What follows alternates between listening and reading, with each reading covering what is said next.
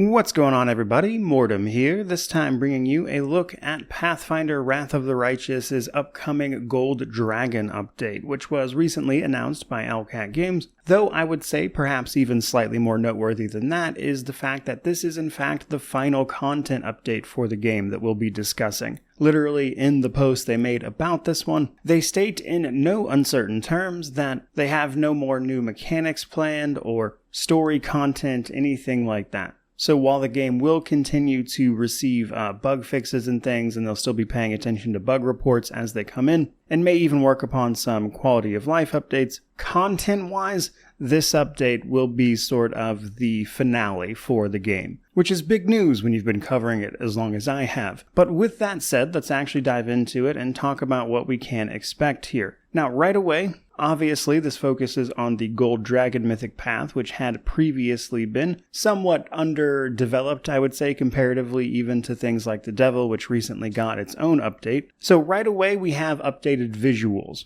Both the regular version of the Gold Dragon as well as the corrupted version received new spells and effects. So the regular Gold Dragon will see some of their spells have enhanced visuals, while the corrupted version gets a unique look for their transformation, being darker in color, more corrupted looking as you might imagine. But what's more, the corrupted version of the Gold Dragon also happens to take on some unique versions of their spell effects as well, so there's even some differences there. Now this is going to be accentuated by the fact that Gold Dragons will receive an updated spellbook with their Mythic Path now as well, which includes 10 new spells, including, as I mentioned, some of them having corrupted versions that have different visual effects based on whether or not you are a corrupted Gold Dragon or not. Now to give some examples of this, they talked about Dragon's Might, which gives you 50% extra damage for 1 round, 1,000 Bites, which gives you 3 extra attacks on your iterative attacks that will actually stack with all other attacks that you'll be getting, and Dragon's Wrath, which is essentially a dragon-specific version of Hellfire Ray. Now, beyond just the spellbook update and everything, they also gave a bunch of general updates to the spell list as well, changing when you'll get some spells,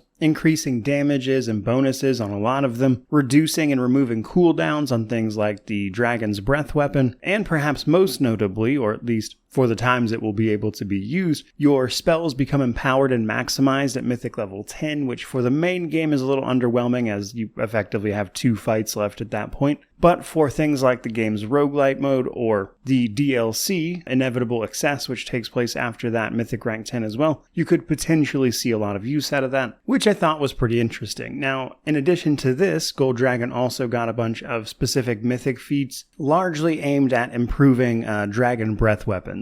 Doing stuff like adding negative energy damage to it, dispelling mind-affecting effects, increasing damage equal to your Mythic rank, healing your allies while damaging enemies, etc. More or less the things you would expect, I would say. Although another interesting little addition to go right alongside that is the addition of the Scaly Kind domain and blessing if you're a war priest. This domain doing things like giving you a gaze attack as well as an animal companion actually, which is pretty cool. The blessing version for a war priest is a little different, of course, giving instead a natural AC bonus and then at level 10 a bite attack that can deal constitution damage. Now while that's some interesting mechanical stuff, let's talk a little bit more about what this has to offer in terms of the Gold Dragon's narrative. Now, unlike the Devil, which got a whole brand new quest line, the Gold Dragon, they took a slightly different approach, instead enhancing and updating the reactivity of a few different things along the way. Now, in particular, the Gold Dragon did get 2 new additional story beats, they said, allowing you to turn 2 characters onto the path of redemption,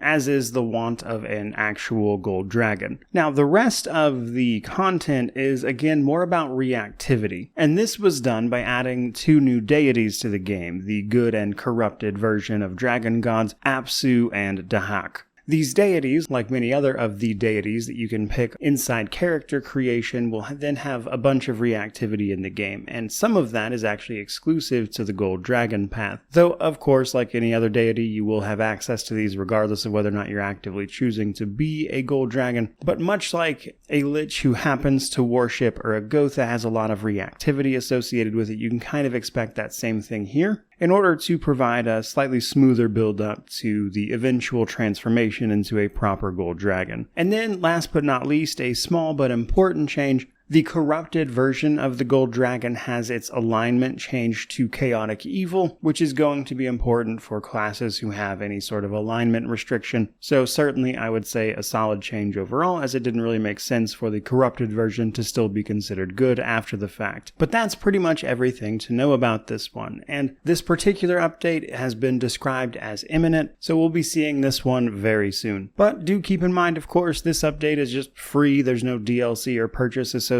with it, so these will just be added into the base game. And with this update, that finally means that if you're, the type of person that has been waiting for this game to be content complete, once this update drops, there you go. That's pretty much it as far as content for Wrath of the Righteous goes. And it has certainly been a pretty incredible ride, at least on my end. So hopefully you enjoyed all that, found the updates interesting. I'd love to know what you think about them down in the comments section below. But while this might not be my final video on the subject, I'm sure I'll mention it here and there somewhere, it's as good an opportunity as any to tell you that it really has been an amazing ride covering this game with you all, as it is, in fact, the game that allowed me to go full-time on YouTube ultimately. So it's an interesting thing to finally see that winding down in some capacity. But regardless of any of that, truly, just thank you so much for watching. I really do appreciate it. May you wander in wisdom and have an amazing day.